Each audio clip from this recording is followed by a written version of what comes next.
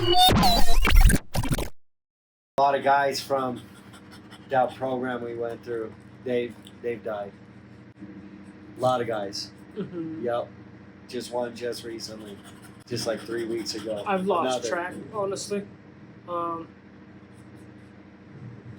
Yeah, I lost track. Somewhere around maybe like 10 or 12, I kind of stopped. Yeah. I stopped keeping Right. track.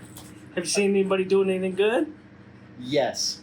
I got a lot of friends. Well, a lot, not, okay.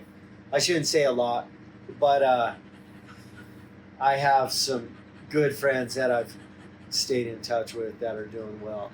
Yep. Buying houses, getting married, Yeah. being successful, moving along in their careers. Yeah. I feel blessed to have them in my life. Yeah. We got a couple mutual friends that they're doing so great. Yeah. And then, of course, the majority of them, though, are now, they're just fucked. They're absolutely fucked. They're doing big chunks of time or on the run. A lot of indictments, a lot of organized crime sentences. Yeah, just and revolving in and out. So that brings me to a good point right there. Is I was always blessed anytime I had some legal intervention, because I know people too that they've never really gotten busted, and so they've never quit. They just have continued to use for 20 some years straight, and their life is very bad. It's very bad. I was blessed to get clipped every time I did. So, in case I didn't tell you, I have 4 dope cases, 4 dope felonies. Yep. And you still skirted the joint, huh? Yeah, so my first one... That's even mandatory. 3 is supposed to be mandatory joint. Right, so check this out. My first one, I got probation. And then my second one, they gave me Senecor, which was a community correction sentence. And so they stacked the 2 into 1. Then my third one, they gave me ICCS, a 4-year ICCS sentence. And then my fourth one, they gave me Pier 1. And on the fourth one, I told my lawyer, I told the judge, I told the DA, I said, hey, send me to prison. I don't want to go to Pier 1. I don't want to fucking do it. And the judge said, nope, you are going to Pier 1. And I did. And I hated it. I hated that place. And every time I sit in there in OTs doing the chants, blah, blah, blah, blah, blah, blah, I hated it. And it took about 4 months, and I actually started to buy into the program. What is Pier 1? Oh, yeah, Pier 1. Pier 1's a long-term substance abuse treatment program that is based off behavioral therapy and what do you call it? Confrontational therapy. Yep. Confrontational therapy? Yeah, confrontational therapy where you live with a bunch of peers and they address you. There's no holds barred. Everybody tells the truth. And normally in any normal setting, if another man can talk to you in any certain way, it's going to be a fight, but there's no violence is allowed in that program. And so what happened though was I started to buy into it. I started to see what the program was really about, at least for me. And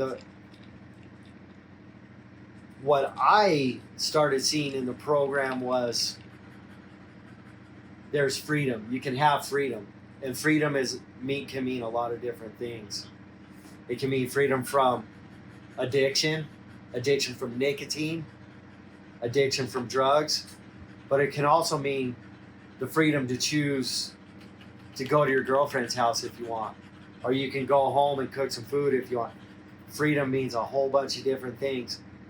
And I saw once you started breaking the rules or doing dope, all your freedoms are taken away. You seriously limit your options. And that's what I got out of the program.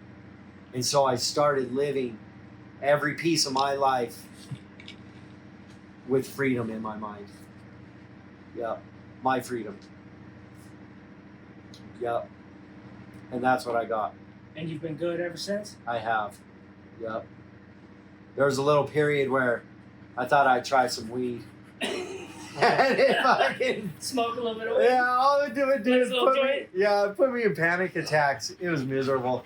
It didn't work. No, Didn't help. I hated it. It made me so miserable, and that's all.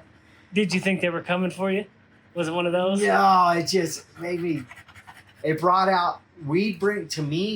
Brings out every single insecurity that I may have that I don't even know I have, and it brings it right up into my front consciousness. It's so Pier 1 saved my life. It really fucking did. And I would watch these guys.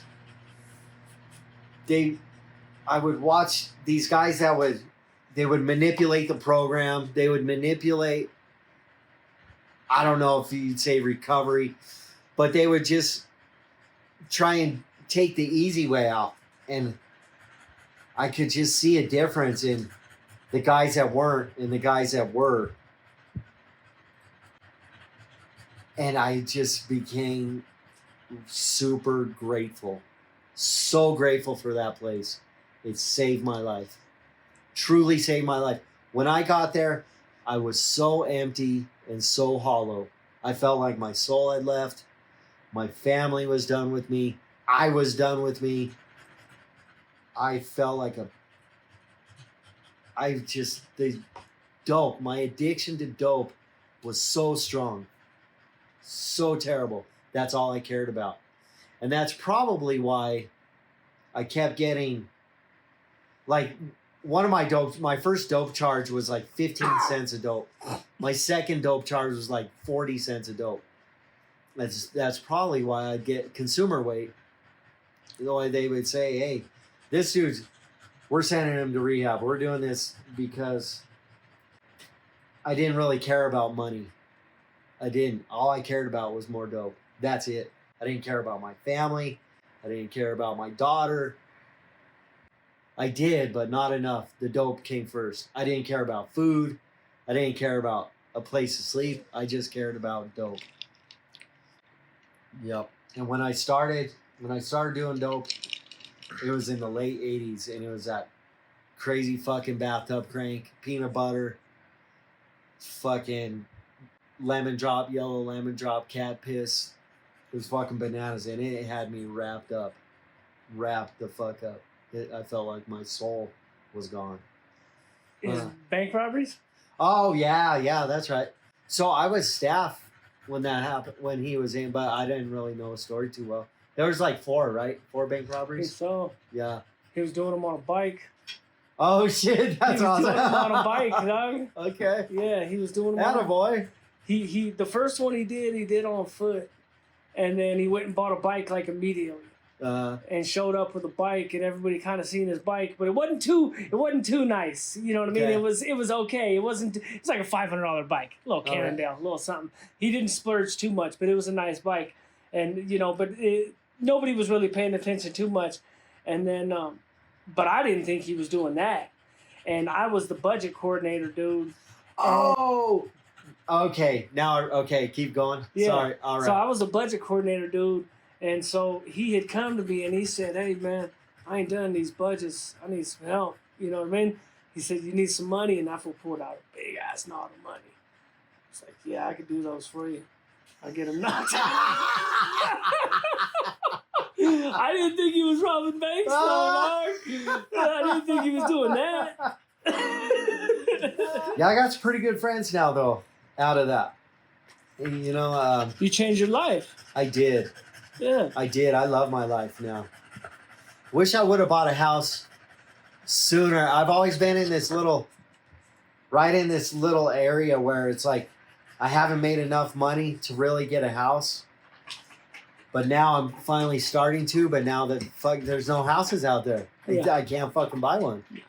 I've been looking. I've been trying. Can't fucking do it. And I wasn't happy there, so I started the electrical apprenticeship.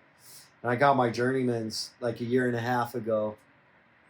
And now I've actually moved into the safety department for the company I work for. Who do you work for? Griner. You still work for Griner? Yeah, Yes. Same company. That's a good little gig. So now I'm in safety. I'm not out there being a field electrician. you're just telling people what they're doing wrong. Yeah, Basically now. basically. It's like I'm back on the block being a captain, dude. Yeah, telling people what they're doing wrong. Yeah, basically.